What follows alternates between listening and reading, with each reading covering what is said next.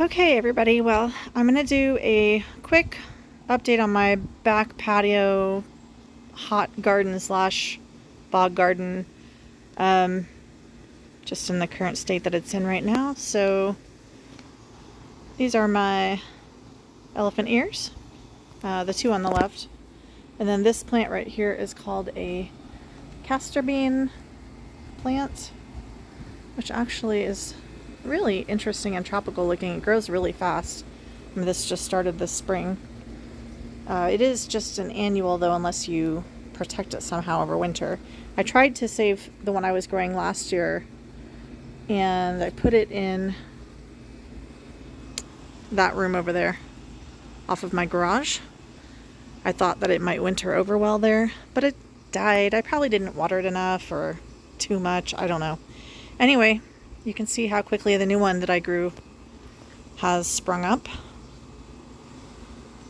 This right here is a lemon tree that was given to me.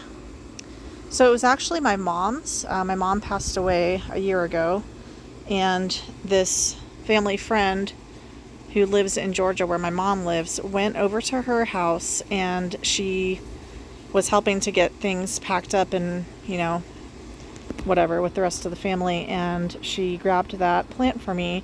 She took care of it for a whole year, and then when I just saw her on vacation this summer, she surprised me with it, and I cried. It was such an amazing surprise. So now I can grow this lemon tree and eat lemons, and just know that this was something that my mom had started on her deck and took care of with her own two hands before she passed away, and it's just something that was just an incredible gift.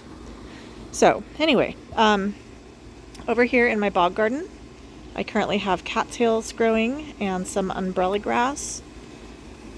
There's also a new variegated grass that I put in there. I don't plan to leave that there. I want to get like a big pot or tub or something, and then add like a fountain to the top and have that variegated grass growing out of it. And then I'm going to stick that over on my deck patio area somewhere. But I haven't decided where yet. I don't have the stuff purchased yet. So anyhow, moving on. That's so pretty though. I love that native cattail grass. I just planted this climbing rose. It's a Zephyrin Druine. I don't know how to say it. Anyway, I saw it at Home Depot. It didn't have any blooms or anything yet, and I don't know if it'll bloom this year because it's already end of July, but I just thought the foliage looked so lush. And as you can see here, I have some cannas growing this year that have the darker foliage. Last year I had light green foliage cannas, and I wasn't planning on growing cannas again this year. In fact, I didn't dig mine up. I left them in the ground and just let them die. However, my neighbor right up the road, every year he pulls up his cannas, and cannas, the tubers populate really quickly. So he pulls them up, stores them in a trash can. He gives out extra ones to all the neighbors, and then he replants his. So, anywho, I couldn't resist. I took some. They were free, and I didn't know what else to put there for now. So that's what those are. And I have some more over there. But the reason I started talking about the cannas, the rose foliage, how it gets that maroony color to it. I just really like the way that looks with the cannas. So I thought that rose would go really well there. There are also some seedling cannas growing in my bog garden, which were from the cannas last year that I was growing. I didn't realize how easily they'll self-seed, so they're kind of like an annual in that sense. I'm zone 5B, so I can't keep them alive unless I dig up the tubers at the end of the season, but knowing that they self-seed, that's interesting. I kind of like that. I've moved a bunch of these out to my front garden, which I will show in another video, but I like the fact that they'll self-seed. So now I can just not worry about digging them up every year, let them self-seed, and then they can come back in my front terrace garden. along here, so I still don't have this bog area fully filled up with dirt or organic matter. I explained in a previous video, I'm just trying to, you know, save money by not going out and buying soil to fill it with. So I'm just slowly adding stuff over time from around my yard, and it is slowly filling this up.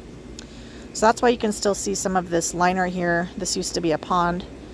I drilled some holes into it when I decided I no longer wanted this to be a stream slash pond in this area. I wanted a bog garden, and it's turning out really nicely. This is a foxtrot pennisetum, and I found that little metal decoration at Salvation Army, and I bought it. It was like $2 or $3, dollars, and I stuck it inside my house. I could not figure out a place to hang it that I liked, so it literally was just sitting behind my couch for probably a year or two. And then I saw it, and I thought to myself, I think that would look really nice in my fence right above that grass. And I ran and grabbed it and put it there, and I just love it. And this grass will continue to get taller, so I think it's going to look even better once it's, kind of touching the bottom almost. And of course it gets like its little foxtail things start blooming here shortly. Okay, I don't know what these are called. I guess it's probably kind of a succulent, maybe a weed, a ground cover, but I just let it be because I haven't figured out what I'm doing with this whole stream bed area yet. I do have from last year a little plant growing back. I think it's a Mexican hat, if I remember correctly, something like that. This big mounded one is columbine, kind of like the red and yellow flower. And I think my very last, almost fell. I think my very last flower is right there. Otherwise there's just a bunch of seed heads. So I'll probably leave those and see if those spread for me. All of these hostas right here are only temporarily here because on my Facebook plant swap group, there was a lady offering up a bunch of hostas, and I actually planted some in a different bed that I am keeping. But these I